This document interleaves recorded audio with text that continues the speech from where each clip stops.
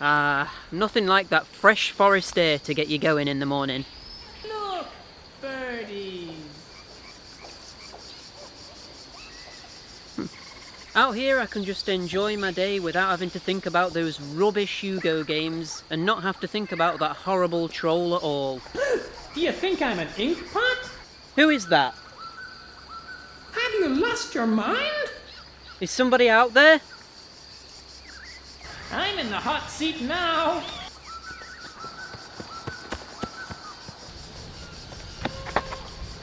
No. Not you again.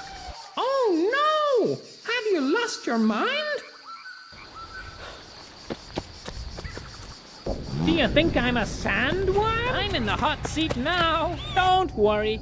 I usually survive these big falls. Where's my diving gear? I guess being a dragon is really hot stuff. Phew, that was close. Wow! Cool hairdo. Wow, what a hug. Hey, I prefer a hot shower. I think I'll hang around. Oh no, what a flat feeling. This is what I call darkness. No. Not you again. I've already reviewed all of you. I don't have time for this. I feel like a miner, because now I'm in China. No. I'm surrounded. This is what I call an explosion. What a landing you. You're the only one left. I've reviewed every single one of you damn Hugo PlayStation games, and now it's time to end this.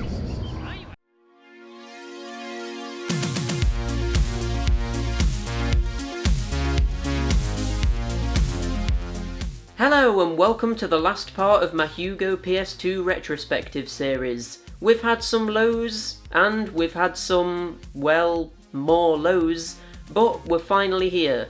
The last Hugo game released on the PS2, and the last Hugo game released on any game console actually, Hugo Magic in the Troll Woods. Now, this is also the only Hugo game that I've reviewed that isn't published by ITE Media or NDS Denmark as it was later renamed to. And this one is instead developed by Cray Media and developed by Attractive Games, the same company that made the last Hugo game in the series, Agent Hugo Hula Holiday. So, the question is, can this game finally redeem the series, or is it at least half decent? Let's pop it in and take a look. Interestingly, this is the first Hugo game that, as far as I can tell, was not released in the UK. Maybe due to the new publisher, Cray Media, thinking that the market for Hugo games just wasn't there anymore. So this is the first time I've needed to get a copy of a Hugo game from an outside source. That source being Germany, where the game is called Zebruri Trollwald. I've probably butchered the way that you pronounce that, but yeah, there we go, I at least tried.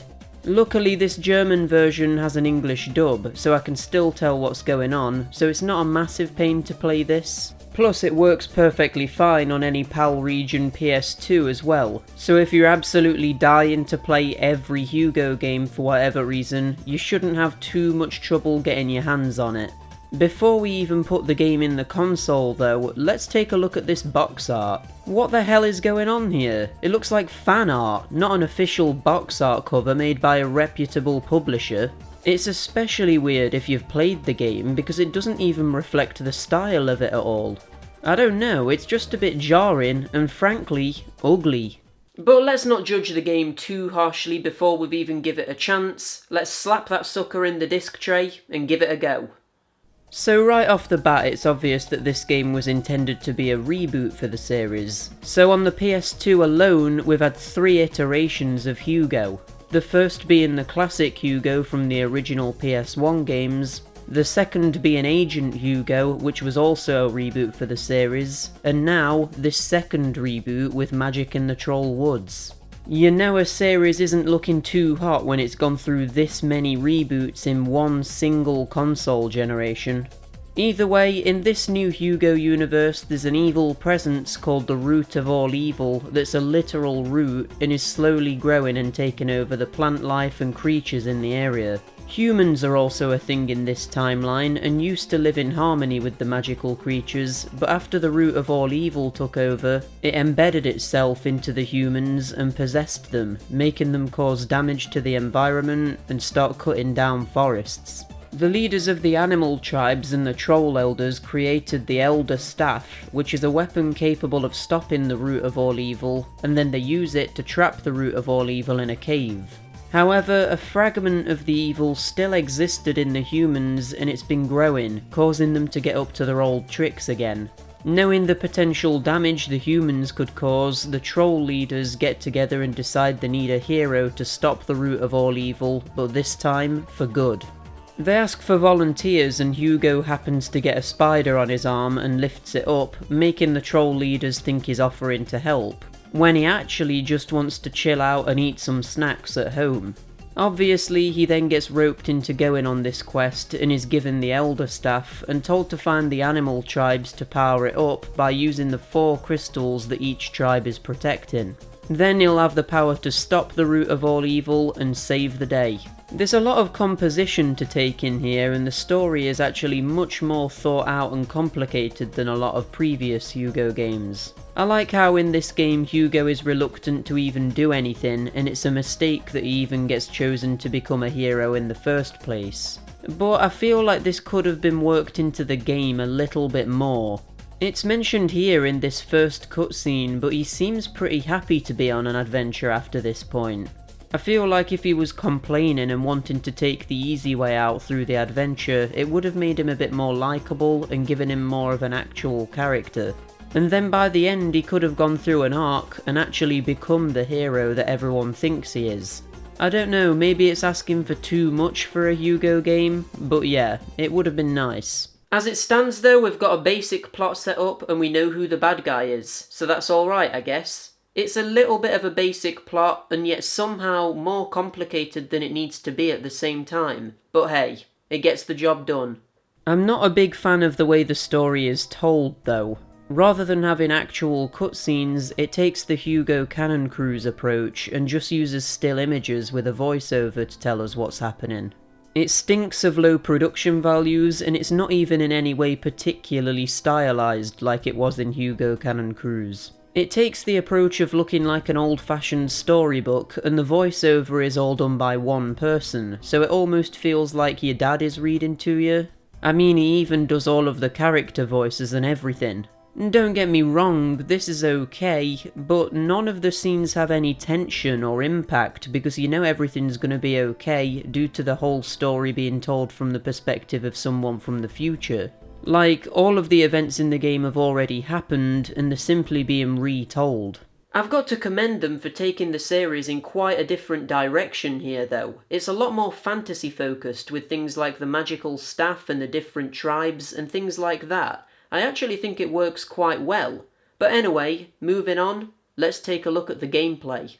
So Hugo Magic in the Troll Woods is a 2D platformer, which brings the total number of game genres in the PS2 series of Hugo games to 5, despite only having 7 games on the platform, which is ridiculous and shows that the creators didn't have a clue what they were doing with the franchise. The levels are fairly openly designed, often having multiple routes to take, some of which lead into secrets and some lead into alternative routes to take through the level, which in theory incentivizes replaying them. While this is interesting, it means I have no desire to 100% the game because it would take far too long, and it would get tedious pretty quickly. I'm okay with 2D platformers being non-linear to an extent, but you can easily go over the line of it being a bit too much, and it becomes overwhelming.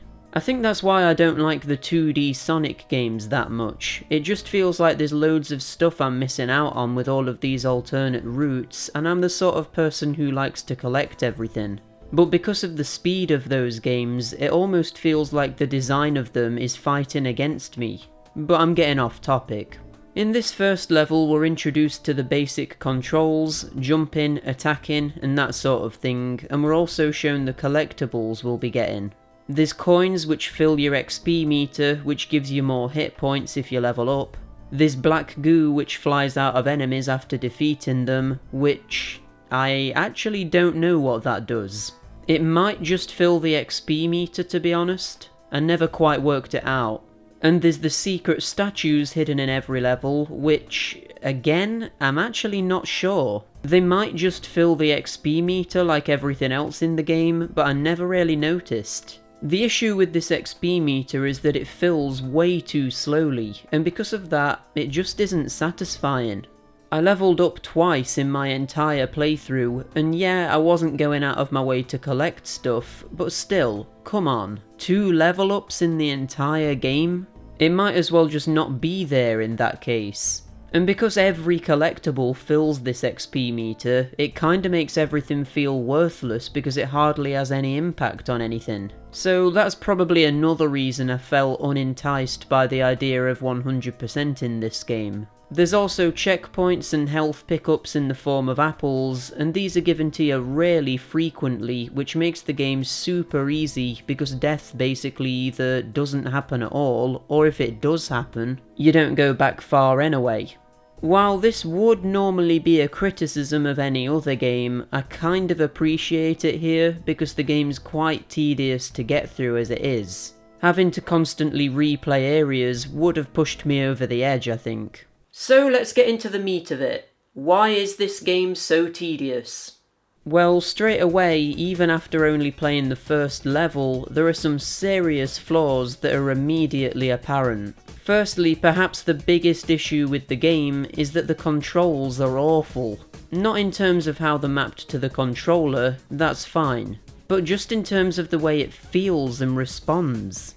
There's a horrible delay to movement inputs where it takes a few moments between you moving the analog stick and Hugo actually starting to move, which makes the platforming awkward, and even just moving from side to side feels clunky. You can't control how high Hugo jumps, so holding down X and tapping it have no impact on Hugo's jump height, which just feels completely unnatural, and it's something that Nintendo got right all the way back in Super Mario Bros. On the NES, for God's sake. But as well as that, you can't build momentum or very easily slow your momentum in the middle of a jump, meaning that if you jump from a standstill, you'll hardly be able to move, and if you take a run up and then jump, you can't then precisely control where Hugo will land.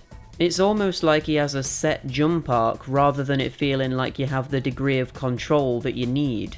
Some games are built around control styles like this, like for example the original Castlevania, where you can't really change your momentum in the middle of a jump, but the game is designed tightly around this. Whereas here, the game isn't designed around this, and rather it just feels like the developers couldn't get the game to feel good, and just made do. So far, the game's pretty standard, right? You move from left to right, collecting things and beating some enemies. So where does the variety come in? What separates this game from any other platformer out there? There's a few gimmicks with the game, actually. The main one that's used very frequently is this chant mode that Hugo has access to, which is used in specific situations to solve extremely rudimentary puzzles. I hesitate to even describe them as puzzles, to be honest, because they're so basic. These sections have Hugo stand still and control a cursor on the screen which can pick up certain objects and move them around. This is used to build bridges by placing blocks in specific places. It's used to clear a walkway for boulders to roll down a path and open a door. Or it's sometimes used for maths equations. Yep, you heard that right. Maths in a video game. Get that crap out of here. The thing is with this, the physics engine isn't that great, and things jitter around the screen and don't react properly to where you pick them up from. And I honestly don't know why the developers put such a massive focus on highlighting this aspect of the game when it's not even very good. You can't even rotate blocks that you have held, meaning you sometimes just have to throw them around until you can get them to snap into the right position. This game did also come out on the Wii, so maybe it was just put in the game because all Wii games need to have a motion controlled aspect. That is assuming you do control this with motion controls in the Wii version. But the issue there is that in the PS2 version, it just feels really out of place. Another bit of variety is added into the game through its combat mechanics. The combat in this game is seemingly a bit more thought out than in previous Hugo games, and it actually allows you to unlock new attacks which all work differently to each other. We have the electric attack, which is the most basic, being a short range blast. We have the fire attack, which blasts you forward into enemies and can be used as a jump extender too to get some extra distance. We have the gas attack, which is a straightforward projectile, and we have the wind attack, which I think acts as a sort of area of effect blast to use if you're overwhelmed. I say I think that's what it is, because I never used it. And why didn't I ever use it? Because the fire attack is the second one you get, and it's easily the best. Not only does it attack stuff, but it also makes you invincible while in use, and can be used multiple times in a row, and also has the added benefit of making your jumps better. So why would you ever use something else when the fire attack has so much functionality? This pretty much makes the game's combat system pointless because you only need that one attack to blast through the whole game, and it's not like the enemies are weak to a certain type of attack either. I mean, if they are, I didn't notice anyway, so yeah, that's a bit disappointing. Other than that though, we have a few examples of boss battles where you basically just avoid their attacks, wait for a marker to appear on them which indicates they're open to attack, hit them, and repeat. They're quite dull to be honest. But probably the biggest problem with the game outside of the controls is the way that the game simply doesn't do enough with the level gimmicks to make them stand out from each other. Every level is structured the same, and they just clearly didn't have enough interesting ideas to implement here. There are very few examples of any standout gimmicks, and it makes each level bleed into the last, and the whole game becomes this forgettable mess. There's the obvious stuff like vines to swing on, moving platforms, switches to activate doors, and stuff like that, but nothing that's really unique to one level theme. It was actually quite frustrating because the one level that actually did have a few interesting things going on, with these slippery floors and spikes falling from the ceiling, was used at the very end of the game. Why wasn't this sprinkled in earlier to keep us hooked and wanting to see what more the game was going to throw at us? I mentioned level theming earlier, so I guess now is a good time to talk about that. Basically, I don't have too much of a problem with this. It's a bit weird how the whole nature versus industry trope is a big thing in this game, and yet loads of the levels are set in luscious green forest areas, which kinda ruins the whole premise of what you're actually doing. But as the game progresses, things do become more barren and industrial, so I suppose that's not too bad. I guess the main thing here is that a lot of the themes have just been done to death by this point. There's a forest, a cave, another forest, and another cave. But there is this one area of the game which is actually quite interesting, where you go to the humans' territory, which is a town area that looks like it's set in the present day, which kinda subverted my expectations, because I was assuming that the humans were gonna be medieval styled, but no, they have cars and electricity and everything. So that was actually kinda weird, I liked that. But yeah, there's not enough theme variety, and what variety we do have has mostly already been done by other games a million times and a lot better. The themes don't even really matter because it's not like it changes what you're doing or what kind of gimmicks you'll be coming across. The whole game just stays at this one set level of quality, which is low, and never really deviates from that. I think the overall problem with this game, and the easiest way of summing up the whole thing, is to just say that the reason it isn't very good is because it's boring. It's as easy as that. And there's nothing worse than a game that's boring. Even bad games can have elements that are enjoyable because they can be entertainingly bad. But here it's just bad because it's so uninspired and lacking in any real elements of being unique in any way. But I almost think that's giving the game too much credit. It's not just that it's average and boring because of that. The game's actually bad, and there's many reasons for this. The controls, the uninteresting and boring graphics, the dull level design, the lack of any level gimmicks, but there's also the sound design. Jeez, don't even get me started on the sound design. Yet again, the game constantly reuses music tracks across its levels, which becomes really boring to listen to. But on top of that, the music itself isn't memorable. It's okay, don't get me wrong, but I can't recall a single track from the game even after just finishing playing it. But the worst thing is the sound effects and the lack of sound effects throughout the game. Audio will just cut out or not work at all. Like when you collect a hidden statue, it's supposed to play a jingle, but later in the game, nothing happens. Then there's the enemy sound effects, which are repeated and replayed constantly and are really low quality, so it becomes grating very quickly. Plus, there's no animation of the enemies actually making these noises, so the sound effects just come across as being disembodied. Ouch! Ouch!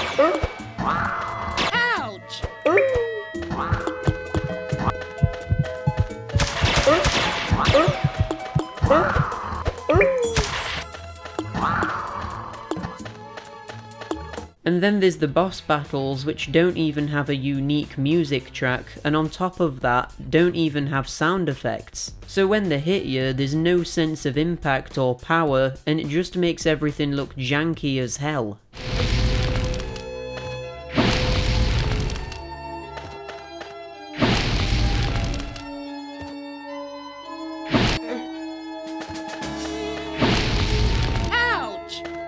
I think to sum up all of the issues I had with the sound in this game, I only need to play this one clip of what I experienced while playing through a level.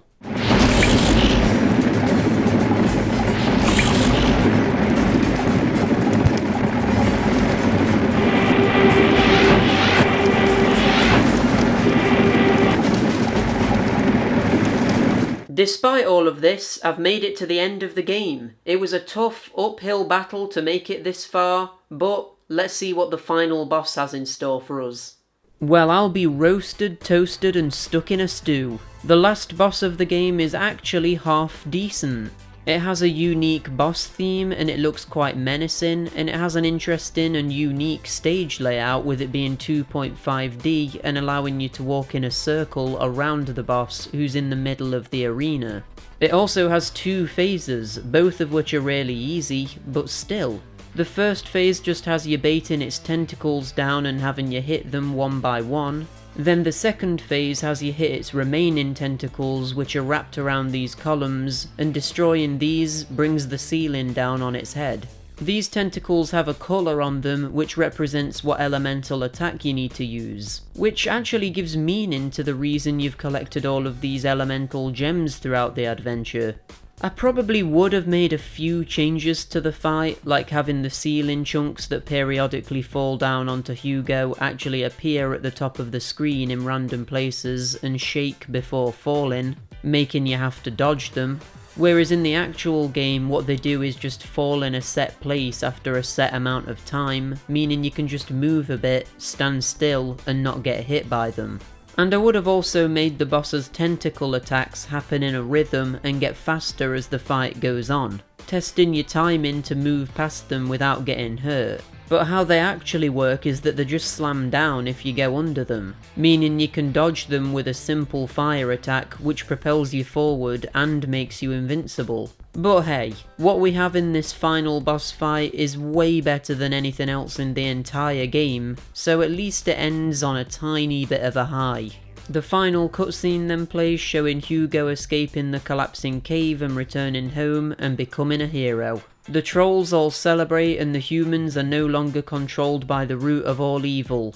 Hooray! A predictable ending, but what did you expect? A Metal Gear Solid plot twist? Because this is Hugo. That ain't gonna happen. There's more I could go into here, like how coins are placed in a jump arc, but that jump arc doesn't reflect the way that Hugo actually jumps, meaning that if you want to get every coin in the game, the momentum's gonna constantly be halted, because you're gonna need to keep going back to get the coins that you missed. There's also things like literal arrows pointing your way through levels, which for me is always a clear indicator of bad level design. There's loads more I could go into here, but for your sake, I'm not going to go into every single one of my nitpicks, because I want the video to be relatively short. Just know, the game's bad, alright? and I think Hugo's expression here perfectly sums up how I feel about the game.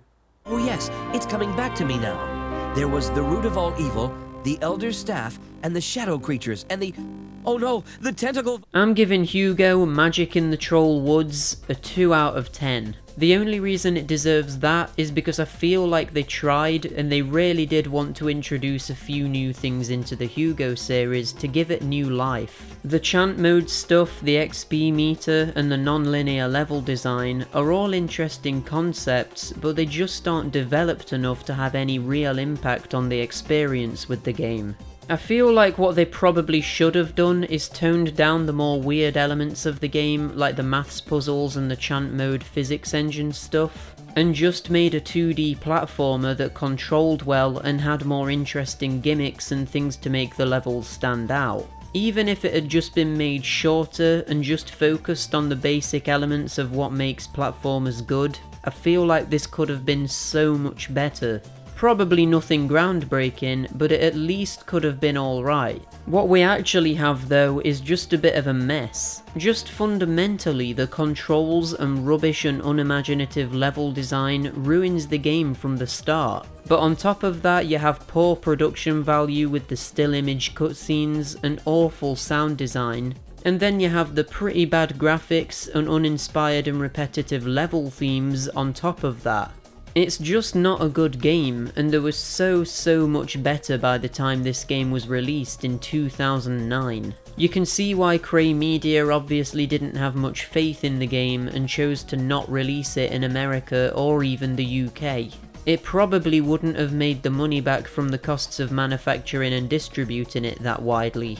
After reviewing every single one of the PlayStation Hugo games, I have amassed a massive Hugo game collection, and I wouldn't be surprised if I had one of the biggest collections of Hugo games in the world, to be honest. There might be a big Hugo fan out there who has like all of the PC ones or something, but I own 13 Hugo games, which makes it one of my biggest collections from any one single game series. My Crash Bandicoot game collection only barely surpasses it, with me having 14 of those at the time of making this video. And my Metal Gear Solid collection matches the Hugo collection, with it having 13 games as well. That's crazy. It's not like I got these games for cheap either. The PS2 games in particular were extremely expensive for some of them, going as high as £30 for some of the more uncommon ones. So yeah, I don't know what the point of this tangent was, I just find it interesting that Hugo has become one of my biggest game collections. Now the Hugo PS2 marathon is finally over, I can enjoy my walks in the woods without fear of bumping into that hideous troll. Still though, I wouldn't want to venture too far into the woods, because I hear tales of there being something so unimaginably terrifying, it strikes fear into your very soul upon seeing it. Still though, I should be fine so long as I don't wander too far in. So, until next time, bye!